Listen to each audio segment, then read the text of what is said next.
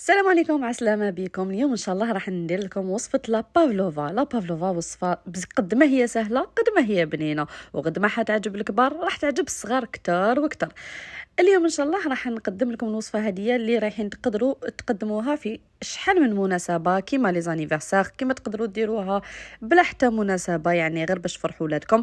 ودوك ننتقلوا للوصفة والمقادير. هنايا عندي 3 بياض بيض بحرارة الغرفة، عندي 180، يعني 3 راح يكونوا حوالي 90 غرام. عندكم 180 غرام تاع السكر. الحاجه الاولى نحكموا هذاك البيض ديالنا، نطلعوه بالفوي. حبيتوا تخدموا من بالباتور، ماشي شرط بالبيتران، حتى بالباتور تخرج مليحه. نطلعوا هذاك بياض البيض حتى نشوفوا لا موس تاعو طلعت، يعني نستناوها حتى يطلع لا موس تاعها. ومن بعد تيك بالعقل نبدا ندخل في هذاك السكر تاعي. وإلا حبيتوا تكونوا يعني سوا السكر تاعكم تقدروا تقسموه حتى على 3 دفعات، يعني الدفعه الاولى تسناوه يتضرب مليح، زيدوا الدفعه الثانيه وزيدوا تسناوه يتضرب مليح، ونروحوا للدفعه الاخيره من السكر. كما راكم تشوفوا انا هنا شفت بلي الرغوه تاعي طلعت، نزيد السكر ديالي دفعه بدفعه حتى نكملو كامل. البيضات اذا شفتوا بلي خرجوا لكم حتى 100 غرام، السكر ديروا 200 غرام، يعني واش خرج لكم بياض بيض تروحوا توزنوا الدوبل تاعو ولا الضعف تاعو سكر.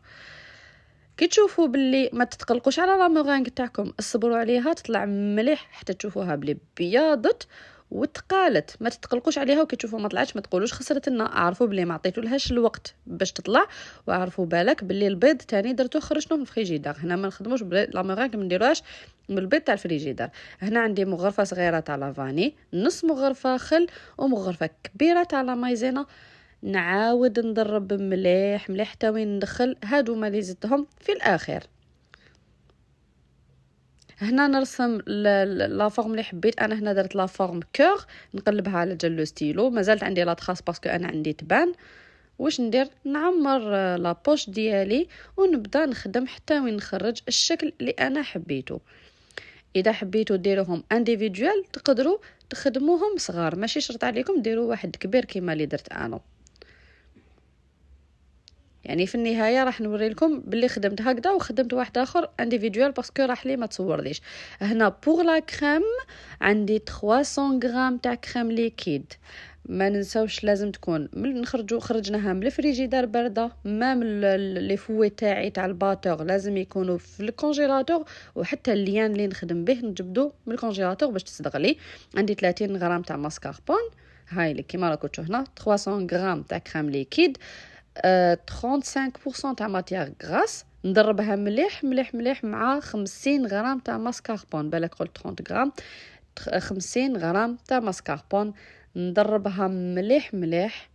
كي نشوفوا باللي تاني راهي شدت لا كريم تاعي طلعت لي مليح، نزيد عليها ما نقدروا في نفس الوقت نديروا 30 غرام تاع السكر الناعم. بالك كنت تذوقوها وحدها راح تجيكم شويه صامته، بالك ما تعجبكمش، بصح كي راح تتزاد فوق لا مورينغ راح يعني يتعدل السكر تاعها. ما ننساوش مغرفه تاع لا فانيلا، هنا راني ما هضرتش عليها. فوالا بور لا ديكوراسيون شوفوا نتوما باش حبيتوا. انا حبيت فخاز، حبيت توبينغ هذا تاع بات برو. حبيتوا ديروا كولي دو فريز في الدار تقدروا ديروه نتوما وحدكم، تقدروا تستغناو عليه كاريمون وديروا لا كريم تاعكم تانيك تقدروا ديروها.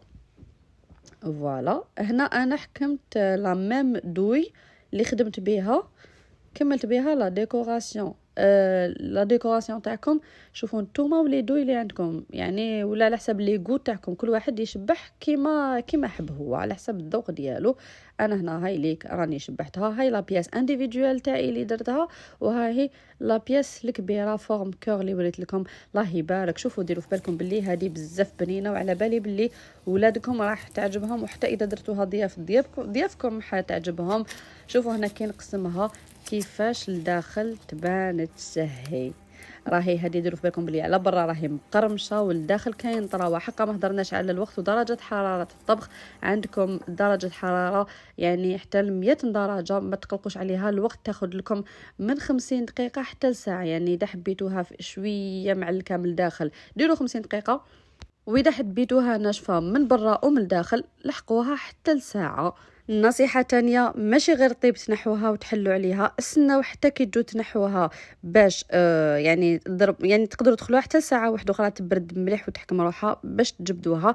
اخر نصيحة نقدمها لكم هي لابياس تاعكم اذا كانت كبيرة ماشي لي بياس صغار، دو بريفيرونس التزيين ديروه مباشرة في صحن التقديم.